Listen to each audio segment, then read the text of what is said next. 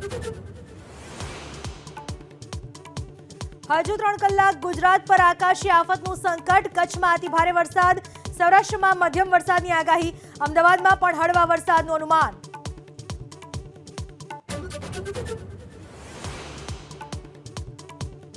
અંડાધાર પડેલા વરસાદમાં વડોદરા ડભોઈ રોડ નદીના પાણીમાં ધોવાયો. 3 મહિના પહેલા બનેલો 500 મીટરનો રસ્તો ધોવાતા એસઓયુ જતા પ્રવાસીઓ મુશ્કેલીમાં મુકાયા.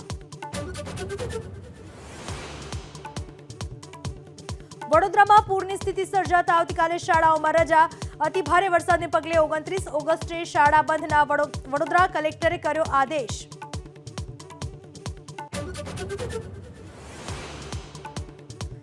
જામનગરના બાલંભામાં એસડીઆરએફની ટીમ બની દેવદૂત. પાણીના પ્રવાહમાં ફસાયેલા 28 બાળકો સહિત 83 લોકોનું સુરક્ષિત સ્થળે કરાયો સ્થળાંતર.